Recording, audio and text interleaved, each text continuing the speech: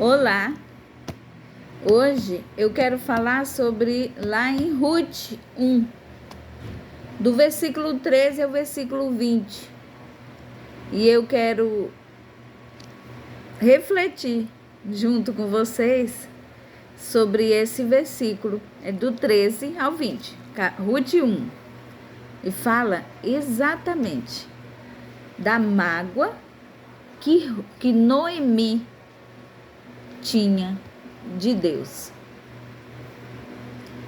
E quantas vezes não queremos admitir, mas muitas vezes as nossas mágoas, temos mágoa do ser humano, claro, mas a nossa maior mágoa é do Todo-Poderoso.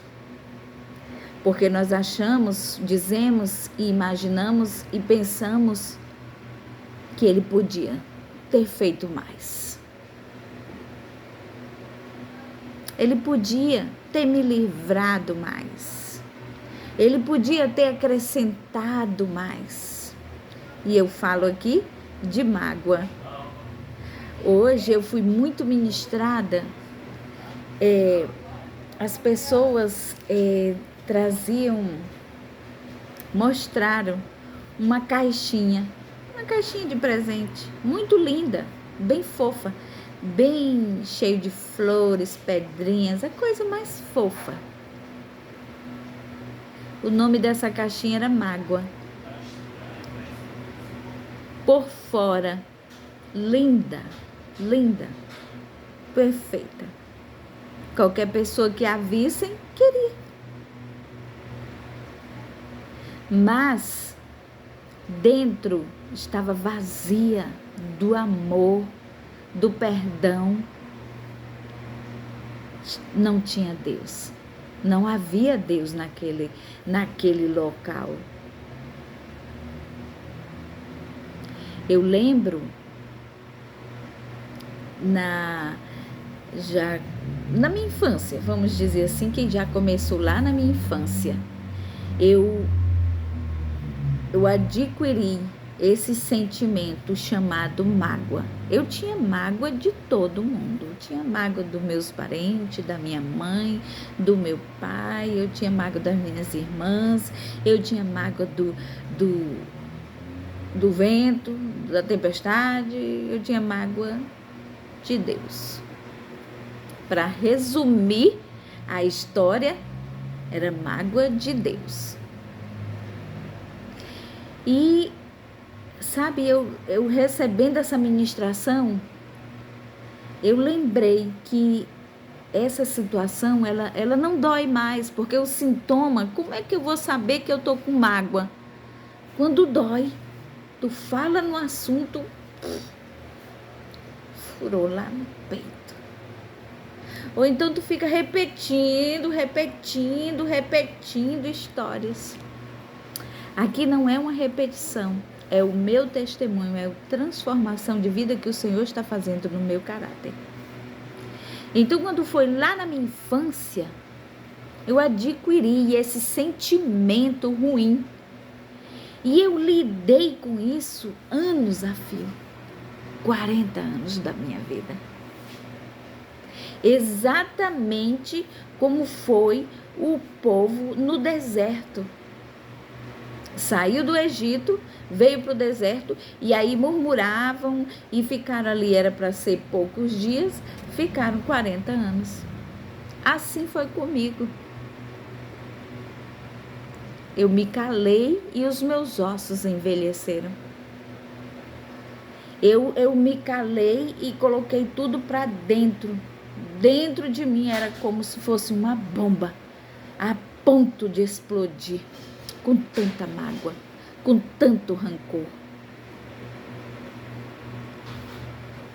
Eu tinha a mágoa como esse. Era meu bichinho de pelúcia. Era meu passatempo preferido. E aí eu me aniquilei, me excluí, me paralisei. porque só tinha mágoa dentro de mim. Só existia esse sentimento. Nada mais conseguia preencher se eu já tinha preenchido com mágoa.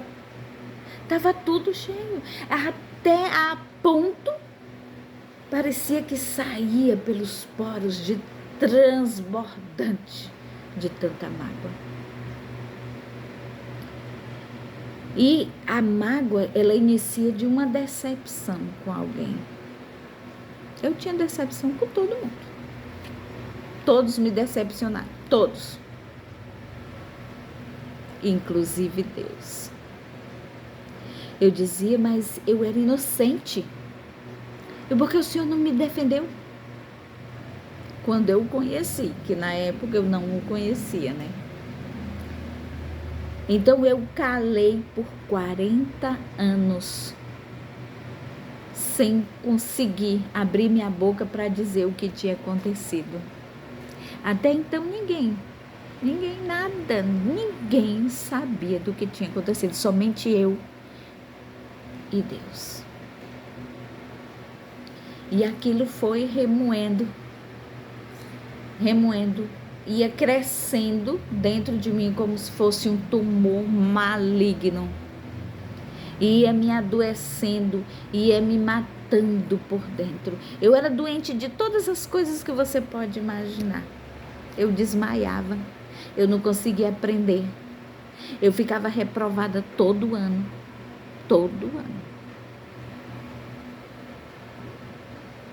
Eu era agressiva, eu era revoltada. Para dar um murro em um, não precisava muita situação ser muito grave. Rápido eu resolvia a situação assim.